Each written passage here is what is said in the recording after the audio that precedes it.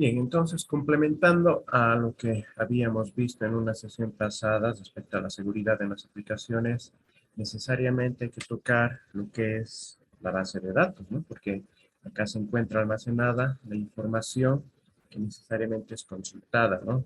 A propósito de los sistemas y de las aplicaciones, no simplemente es como hace bastantes años atrás presentarnos información estática, ¿no? Sino que ahora ya se interactúa desde el mismo lado del cliente con el servidor. Así que, considerando todo ello, la seguridad en la base de datos implica dar una protección a la información, a los datos que se están almacenando, en este caso en la misma. ¿Desde qué punto de vista? Proteger el acceso a personas no autorizadas, la misma modificación, cambio o destrucción de la información. Ante ello, forzosamente debe existir un tipo de funcionario que esté a cargo de esto. Son los administradores de bases de datos, en las instituciones donde se asigna un profesional que esté a cargo exclusivamente de esto. Bueno, digo exclusivamente, tomando en cuenta que en nuestro escenario real sabemos que no siempre los funcionarios van a encargarse de ello, ¿no? No va a existir un profesional exclusivo para la base de datos, sino que también hará otro tipo de actividades, todo en función del tipo de institución y demás. Bueno, pero el propósito de esto, ¿qué es? La privacidad. Este tipo de funcionarios tiene una responsabilidad enorme, que es proteger dicha privacidad de la información, no así por así acceder a lo que quieras revisar, darle información, entregarla, venderla y demás. Un factor bastante clave entonces sería la ética de este tipo de profesional. Pero bueno, la idea es que este señor se encargue de dar seguridad tomando en cuenta ya la tríada que nosotros conocemos, la confidencialidad, la integridad y la disponibilidad. Haciéndoles recuerdo que desde el punto de vista de la confidencialidad, ¿qué es lo que se busca? Lo que se busca es que evitar que cualquier persona tenga acceso a los datos. Del mismo modo, la integridad, únicamente quien tiene permiso debería poder cambiar dichos datos. No cualquier persona, porque quiere modificar un cero, aumentar una coma o demás, pudiera ser ello. Y además, la disponibilidad, ¿no? Otro elemento importante es cuándo yo puedo acceder. Se supone que el momento que yo necesito. Esto es lo que ya habíamos hablado sobre ello. No sé si tiene alguna consulta. Por favor, tengan cuidado con sus micrófonos. Ya varias veces les vengo repitiendo lo mismo. Entonces, retomando, a partir de ello, ¿qué es lo que ocurre? Desde el análisis de riesgos mismos, hemos venido identificando qué elementos. Hemos venido identificando que hay distintos tipos de amenazas que pueden aprovechar alguna vulnerabilidad que nosotros podamos tener al momento de implementar, ya sea desde los gestores de bases de datos, las mismas tablas, sus relaciones, ya sean los triggers, cualquier sea el elemento, pero lo que se va a hacer, ya sea de forma accidental o de forma deliberada, es comprometer esos datos que se están almacenando. Y ante ello, el responsable de base de datos, ¿qué acciones debería tomar? Tiene que establecer un plan. Si se dan cuenta, todo va en base a un tipo de documento que debe sustentar. Necesariamente, por más que nos dé pereza y demás, esto se realiza. El profesional encargado de la seguridad de la información, ya sea el OSI, el RSI o cualquiera, si bien tiene que conocer bastantes elementos que hemos venido viendo a lo largo de todo esto, debe ir sustentando el trabajo en un documento. Esto es necesario, es un paso que se requiere dentro de este tipo de cargos, ya sea en una institución pública, en una institución privada, o escalándolo o llevándolo esto a escalas mayores, hablando de empresas multinacionales y demás. Sí o sí debe estar un documento. Y para el caso que nosotros venimos estudiando, dentro de nuestro contexto, les había mencionado, tenemos este documento que nos va a servir, quieras o no, como base. Si quiero algo relativamente general. Quiero algo más específico, tendré que acudir a las normativas que han sido desarrolladas, que han sido implementadas en otros países desde hace bastantes años atrás y no desde hace un par de años como es en nuestra realidad, al menos de instituciones públicas. En la banca sabemos que ya son muchísimos más años que se tiene su propia normativa y demás relacionada a la seguridad de la información. Volviendo entonces a esto de la importancia de la protección, si estamos diciendo que puede existir un daño, ya sea de forma accidental o deliberada, el más común sería la parte accidental, cuando los profesionales y demás, por algún tipo de error, cometen algún tipo de daño a la base de datos. ¿Qué tipo de error pudieran cometer ellos? Sobreescribir la información que ya estaba almacenada por alguna ejecución incorrecta de alguna consulta, por ejemplo, mostrar información a personas o a grupos que no se deberían mostrar. Esto es algo que también se presenta, ¿no? Un error de consulta cuando se está haciendo, o esto puede escalar a privilegios, ¿no? Dependiendo al tipo de usuario, qué información se le debería poder mostrar alguna vez. Y van a ver cuando están poniéndose los sistemas en producción, ya estando en sus versiones betas y demás, ocurre esto. Del mismo modo, la eliminación de información por algún tipo de error, algún tipo de confusión, como podemos ver ahí, esa ejecución clásica de una consulta que nos borra una tabla. Bueno, entonces, independientemente de cuál sea el motivo o la causa, se puede llegar a comprometer la base de datos. Y ustedes si recordarán en sus primeros pasos, cuando estaban empezando a manejar, ya sea, bueno, yo considero ustedes inicialmente bases de datos relacionales, ¿no? Y luego cuando han dado el salto, cuando han pasado a las bases de datos no relacionales, del mismo modo, ¿no? Siempre por algún tipo de error que conlleva la curva de aprendizaje de lo que se esté utilizando, siempre van a estar presentes los errores. Esto no es extraño. Pero el otro escenario, las amenazas, ¿no? En este caso, la modificación, el daño a la base de datos de forma deliberada, implica que por detrás esté un tercero que va a buscar acceder a cierta información, ya sea para utilizarla, venderla, modificarla, borrarla, encriptarla, dependiendo de algún tipo de ataque que hemos ido viendo. Necesariamente para ello, hay que recordar que lo más relacionado a las bases de datos son los ataques de injection SQL, que en su momento dentro del OWASP Top 10 estaban en los primeros lugares, pero hemos visto en la versión actualizada del año 2021 que ya no está en el primer lugar, pero todavía es parte de este nivel. Del mismo modo, si bien se puede tratar de acceder a la información a partir de consultas, a partir de engañar al intérprete de comandos, del mismo modo, hablamos de que robar la base de datos, es decir, hacer copias físicas, cuando en el mejor escenario no se debería poder. Siempre les pongo el ejemplo siguiente, algo que ha ocurrido en la universidad hace muchos años atrás, ya le voy a decir a unos 10, 12 de repente años, en el cual un estudiante en su momento de nuestra carrera, cuando estaba haciendo su práctica, lo que hizo fue copiarse toda la base de datos de la UTI, que en su momento se llamaba, lo que ahora es Data Center, antes recibía el nombre de la UTI, y funcionaba en el edificio administrativo.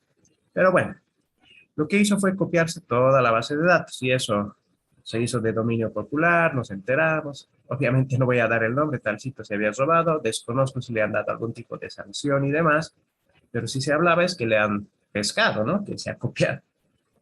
Entonces, ¿hay que ha fallado? El acceso físico, ¿no?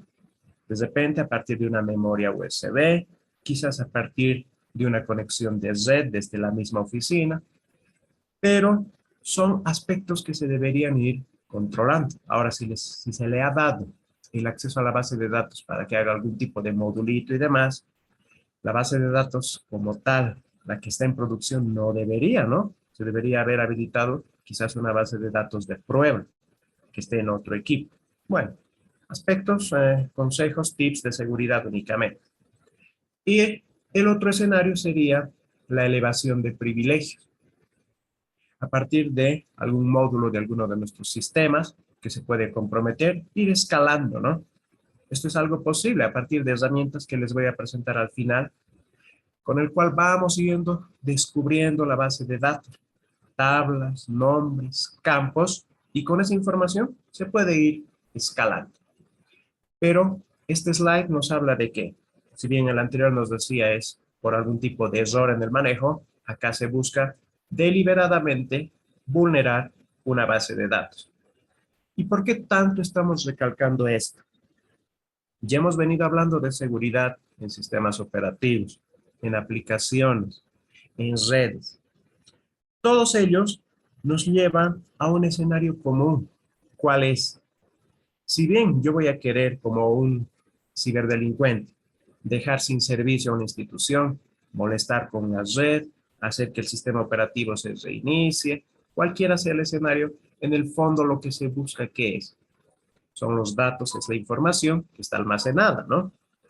Para ello, se debe implementar, entonces, lo que son controles de acceso.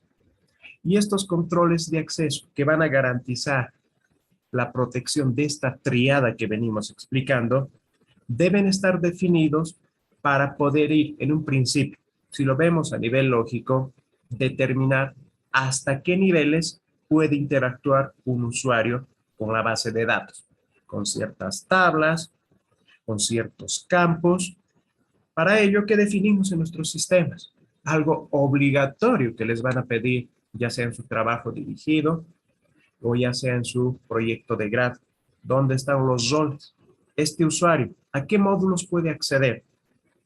¿Cómo está haciendo su control de los roles? Si yo quiero que este usuario, que únicamente accedía a 2 módulos, ahora le voy a dar permiso de acceder a un tercero, ¿dónde tengo que hacer esa gestión?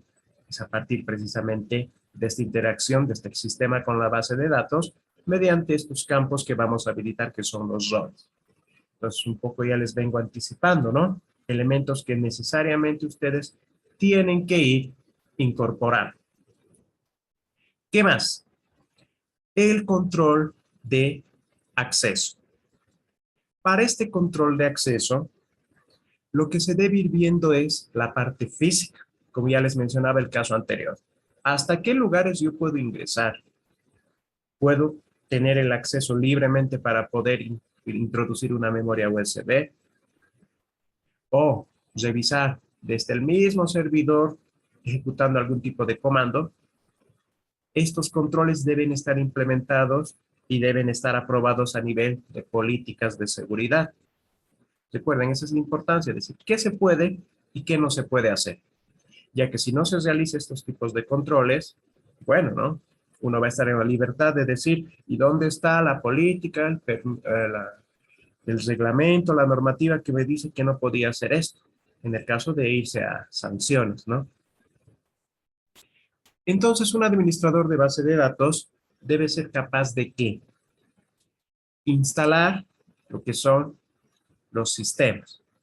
Forzosamente, todo lo que se va a encargar del control de la creación de las cuentas de usuario y la seguridad que implican las mismas. Esto nos lleva a ¿qué? A los niveles a los cuales debe poder ingresar, ya sea tablas, bases de datos íntegras y qué tipos de usuarios van a poder interactuar con las mismas. Esto también nos lleva a hablar de ¿qué? De la protección a nivel de algoritmos criptográficos, es decir, la encriptación de los datos más confidenciales o de repente de toda la base de datos. Del mismo modo, la definición de los procedimientos almacenados que deben estar orientados que, si bien hemos aprendido a utilizar los mismos, a utilizar los triggers para hacer algún tipo de actualización, inserción, también se tiene que utilizar para la parte de seguridad en las bases de datos, yéndome concretamente a las bitácoras o a las tablas de auditoría que se debe implementar en los sistemas para poder ayudar a la parte de auditoría a identificar qué ha pasado cuando se ha suscitado algún tipo de incidente y poder identificando a partir de qué módulo, en qué hora, qué usuario y demás. Para ello, algo que se recomienda, repito, recomienda hacer es Manejar algo así como si fuera una tabla, una matriz en las cuales se van a identificar a los tipos de usuarios y lo que pueden hacer, los permisos que tienen en las distintas tablas, ya sea únicamente de lectura, actualización, que pueda crear a partir de estos usuarios nuevas tablas, borrar, etcétera. Siempre esto va a ayudarnos como parte de la documentación. Este grupo de usuarios, por ejemplo, el usuario 1 o el usuario 2, simplemente tiene acceso a esta tablita. ¿En qué modo? Lectura. En cambio, este otro tipo de usuarios ya puede hacer inserciones, modificaciones y demás. Una buena práctica también que está o que se recomienda para la seguridad en las bases de datos. Del mismo modo, ¿qué elementos se deben tomar en cuenta? Son cosas que ustedes ya conocen, que han aprendido en las materias relacionadas, pero nosotros la estamos viendo desde el enfoque de la seguridad. Entonces, una muy buena práctica que muchas veces no se realiza es la generación de las vistas. ¿Qué hacen en algunos casos? Yo les estoy hablando de lo que van mostrando cuando ya hacen las defensas de proyecto final. Es decir, cuando ya están en lo último de la carrera, donde se supone que están aplicando todo lo que han aprendido. Sus consultas muchas veces las están haciendo directamente con las bases de datos, están interactuando. Por ejemplo, si tengo una tabla personas, una tabla que sea montos, por ejemplo, directamente con ellas están trabajando. No están generando esta capa, por así decirlo, de protección que son las vistas. Recuerden que una vista lo que nos permite, ¿qué es? Poder mostrar, poder sacar datos para que el usuario que está interactuando con esa vista únicamente tenga como punto de acceso esa tabla virtual que se está generando y no está teniendo el acceso como tal a las tablas donde sí se está almacenando la información. ¿Y esto cómo ayuda a la protección? De repente se están preguntando. Sabemos que a partir de estas vistas nosotros tenemos el modo lectura, entonces no puede hacer ninguna modificación, ningún cambio a este tipo de tabla virtual. Si quiero proteger entonces, bueno, habrá que recordar, tendré que agarrar mis apuntes, ver videos y demás, pero empezar a aplicar esto. Repito, la idea es mejorar la seguridad, no darle la libertad a los usuarios que están interactuando con nuestros sistemas de poder saltar directamente o hacer o tocar nuestra base de datos o las tablas que tenemos. Gracias a este mecanismo que ustedes conocen, que nos va a permitir tener algo así, simplemente a modo de identificar, de hacer un esquema. Mi base de datos, mi tabla como tal, donde se está almacenando los IDs, apellidos, nombres y todos los demás campos. Pero a partir de la generación de una vista, tan sencillo que únicamente yo quiero que esto se le muestre al que está interactuando con mi sistema, a partir de un tipo de consultas de las relaciones que yo voy a realizar. Sabemos que esto se puede hacer ya sea en MySQL, en SQL Server, en Postgres, independientemente de esto, ¿no? Repito, para ello han llevado 2 asignaturas en las cuales han aprendido a hacer esto. Y como han aprendido a hacer esto, ahora la reorientación a partir de seguridad es que utilicen eso que han aprendido para dar protección a los datos que van a presentar hacia sus usuarios. Junto con ello, otra materia que han visto a nivel de, o están viendo, ya sea a nivel de optativa, es la criptografía. Nosotros nos hemos centrado únicamente en la parte práctica de cómo se aplica para la protección. Yo asumo, yo estimo que en esa materia incluso han aprendido a lo que es la programación de dichos algoritmos. Eso es lo que se debería hacer, ¿no? Ese es el propósito por el cual se ha creado esa asignatura. ¿Cómo nosotros lo tenemos que aplicar acá? Únicamente tenemos el algoritmo. Es utilizarlo para la protección, ya sea de alguno de nuestros campos o de toda la base de datos. La idea con esto, ¿qué es? Que cierta información crítica no pueda ser accesible por cualquier persona. Si es que alguien logra vulnerar el acceso, pero que esa información, la más confidencial, ya sean contraseñas, números de tarjetas de crédito o cualquier otra, no sea legible, no sea visible así nomás, que necesite necesariamente desencriptar esos campos. Y para ello, la forma en la cual se aplica la encriptación pasa por dos formas. La primera, que es la más común, la que utilizamos, ¿no? Acá está la base de datos, acá están las contraseñas encriptadas. Esa es la primera, a nivel de alguna columna o de un par de columnas. La segunda, hace referencia a cifrar, a encriptar toda nuestra base de datos. Este es conocido como el mecanismo transparente. ¿Cuál sería el impacto de ello? Porque tal vez no sea muy recomendable en bases de datos que son relativamente grandes encriptar toda la base de datos. El impacto sería mayor sobrecarga ¿a qué? Al rendimiento de nuestra base de datos, que va a repercutir en las mismas consultas, ¿no? Va a tardar demasiado. Y más aún si estamos utilizando bases de datos relacionales. Recuerden que las bases de datos no relacionales, las no SQL, se han creado precisamente para mejorar este aspecto de los tiempos que demora en realizarse las consultas y se han hecho más populares para presentar información en tiempo real, con todo lo que ha sido la creación de las redes sociales y demás. Pero bueno, eso es otro punto aparte. ¿Qué algoritmos debemos considerar para ello? El más conocido era el MD5, pero ¿qué ya les he venido diciendo sobre MD5 muchísimas veces? Ya no, olvídense de utilizar este. Hay que implementar SHA, ya sea 128, 256, al menos no es el más recomendado.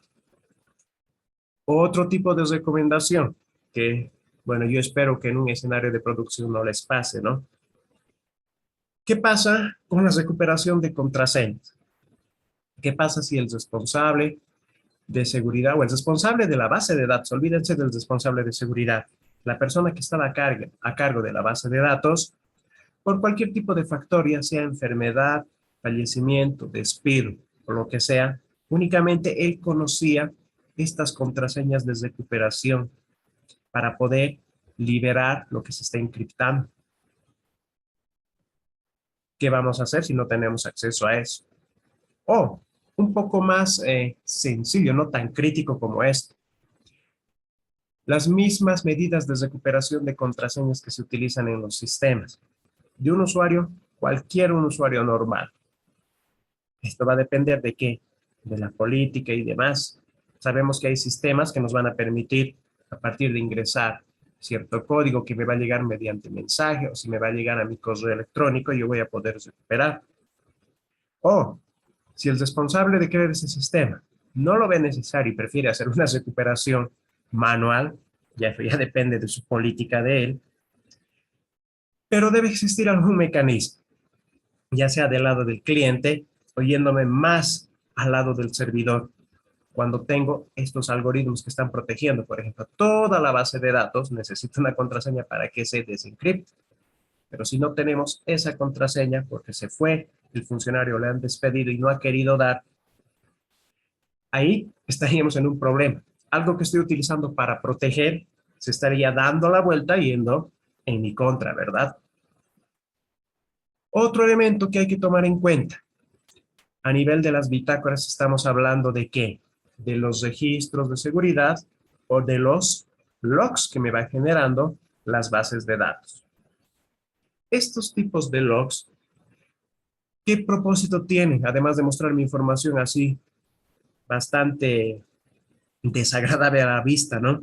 En un escenario de consola que me vaya generando este tipo de mensajes. Desde el punto de vista de la seguridad nos va a ayudar a identificar intentos de violación de la seguridad.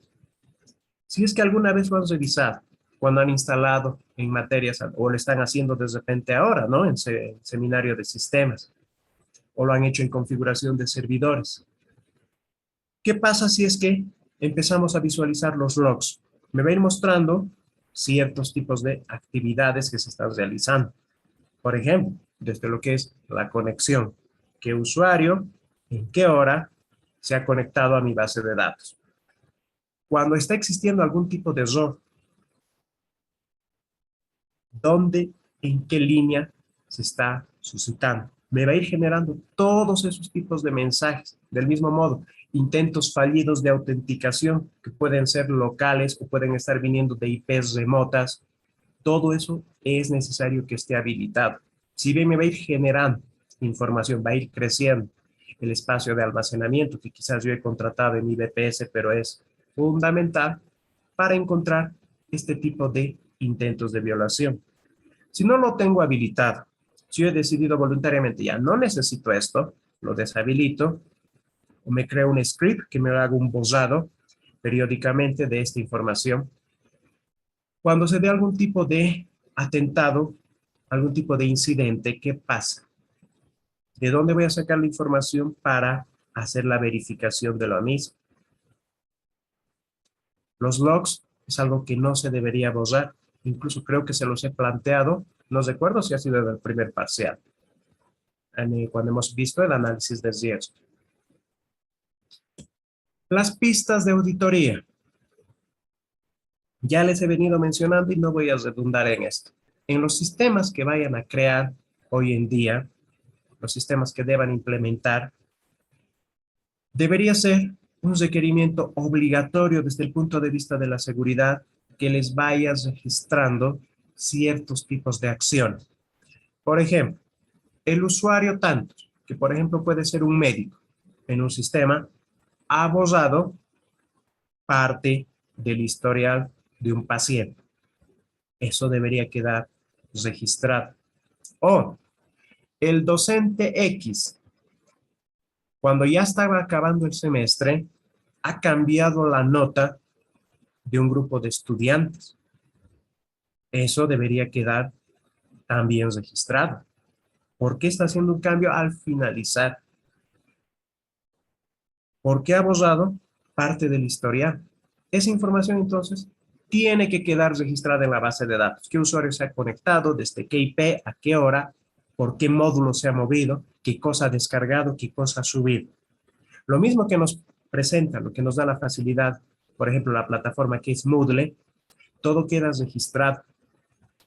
Ustedes no sé si pueden verificar, pero al menos yo puedo ver a qué hora ha entrado tal estudiante al módulo, qué partes ha visitado, a qué hora ha empezado su examen, en qué preguntas se ha quedado, si es que lo ha cerrado sin cerrar sesión y demás. Todas esas cosas se pueden verificar. Eso hay que llevarlo a los sistemas que nosotros vamos a implementar por aspectos de seguridad, no por ir en contra de la privacidad. Eso tienen que tenerlo en cuenta y diferenciar. Asimismo, los triggers. No les voy a venir a este nivel a enseñarles a utilizar estos disparadores, ¿verdad? Ya hemos dicho, se utilizan para hacer actualizaciones principalmente, ¿no? Muy útiles en las bases de datos. Pero ¿cómo los reorientamos a la seguridad? Todo esto que les estoy hablando acá atrás de las pistas y demás. ¿Se ha hecho alguna modificación? Ya, actualizo los campos y demás, pero esa información debería quedar registrada. Ha hecho una modificación, ha hecho un borrado, este usuario que se ha logueado desde tal máquina y tiene que quedar registrada en la base de datos. Independientemente de qué vaya a utilizar, repito, si son bases de datos relacionales o si ahora ya nos estamos acostumbrando, estamos empezando a utilizar las no relacionales, en este caso, principalmente cuál es lo que están aprendiendo, ya sea porque les están enseñando por necesidad, que es MongoDB, ¿verdad? La idea, independientemente de cuál se vaya a utilizar para el propósito específico. Yo quiero utilizar Postgres. Se ajusta, se acomoda a la necesidad de la institución donde voy a implementar el sistema. Ahora, no quiero utilizar Postgres, quiero empezar a innovar, quiero poner herramientas más actuales, quiero utilizar un Mongo porque se ajusta más a la necesidad, al tipo de sistema que yo estoy creando. Sea cual sea, están sujetas de que puedan ser vulneradas, como les he mencionado, independientemente de que sea una base de datos relacional. Y con estos elementos ustedes van a interactuar ya para el tercer parcial. ¿Cuántos tipos en este caso, de inyecciones van a poder encontrar, van a poder identificar en un sistema X? Van a ir registrando. La más básica, ya sabemos, la OR, ¿verdad? El 1 igual a 1 para saltar, para dejar comentada la consulta que está controlando usuario contraseña. O si quieren ir más allá, acá trabajando con JavaScript, ¿cómo podemos vulnerar una base de datos? Por ejemplo, la MongoDB. Se decía a un inicio, utilizando MongoDB, yo me olvido de los ataques injection. Pero eso es completamente falso, ¿no? También se puede vulnerar este tipo de base de datos. ¿Y qué van a hacer, ya sea con las relacionales o las no relacionales? Necesitan utilizar herramientas. Entonces, la herramienta más conocida para el caso de las bases de datos relacionales es el SQL Map. Con este SQL Map van a ir ingresando a la base de datos y van a ir descubriendo la información como les venía diciendo. Nivel por nivel, encontrarán el nombre de la base de datos. Luego podrán pasar a encontrar cuáles son las tablas. Alguna de esas tablas, ingresar y empezar ya a mostrar valores como tal. Esto para SQL Map o para las bases de datos relacionales. Y para las no relacionales, tenemos la herramienta NoSQL Map. Ahí tienen el enlace del repositorio Git, mismo que también van a poder utilizar. Entonces, tenemos herramientas. Tenemos siempre presente que hay que proteger nuestros datos. Y en este caso, el escenario directo donde están serían los sistemas de gestores de las bases de datos. ¿Qué se recomienda para ello? ¿Cuáles son los controles que se tiene que aplicar? Autenticación, algo nuevo que debe incorporar a todo lo que les he venido hablando de la autenticación a lo largo de todos estos capítulos. ¿Quién es el que está queriendo acceder? Los resumo con eso. ¿Cómo voy a permitir el acceso? La validación de los campos que utilizan en todos sus sistemas, desde el login hasta los formularios internos. Tienen que validar lo que se va a ingresar ahí, los tipos de datos para evitar algún inconveniente, principalmente en las bases de datos relacionales, ¿no? Para que no le estén colocando un coma, que esté ingresando un flotante donde debería entrar un entero, haciendo que salte un error en nuestra base de datos y mostrar información de la misma. Niveles de acceso. El usuario estudiante, ¿hasta dónde puede entrar? El usuario docente, lo mismo. Un usuario o un superusuario puede hacer absolutamente todo. Sabemos eso. Ahora, ¿cómo le controlamos a él?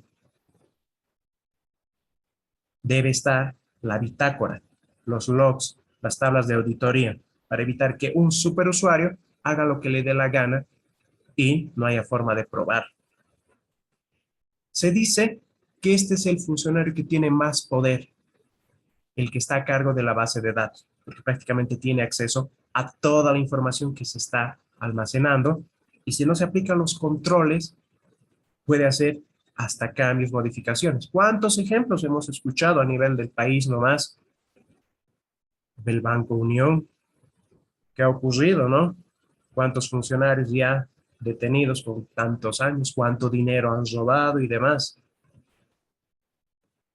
Las copias de seguridad, los backups, que tanto les he insistido con él, de forma manual hasta en la práctica en los laboratorios, interactuando a partir de lo que son scripts. Las actualizaciones o parches. La política que les he mencionado. Si algo está bien, no lo toques. La idea pasa por actualizar, ¿verdad? Pero en el caso de las bases de datos es muchísimo más complicado. Si es que tienen algún tipo de conocidos, familiares que trabajan en la banca, por ejemplo, no sé, el BNB. Les doy por un caso. Las bases de datos que todavía estaban utilizando estaban en base a COBOL. Si se han escuchado hablar de esto. Sus sistemas en base a COBOL, un lenguaje muy antiguo, pero que todavía se estaba utilizando. Precisamente ¿por qué? Por el tiempo, el trabajo, el esfuerzo que conllevaría hacer un migrado de ese tipo de sistema a uno más actual. Entonces, es un factor que hay que tomar en cuenta acá para evitar perder la integridad de esos datos que están almacenados. Recuerden, acá estamos en un escenario bastante crítico. El dato no puede ser modificado, alterado o eliminado. ¿Qué herramientas un poquito más empresariales tenemos para hacer este control? Ya sabemos que esto está en función del presupuesto de la institución. ¿Cómo podemos ir controlando que el superusuario o que cualquier usuario que tenga acceso a una base de datos esté haciendo cambios, esté haciendo modificaciones? Ahí tenemos una herramienta que es de IBM, una solución empresarial que va a ir registrando precisamente todo esto. ¿Cuál es el usuario?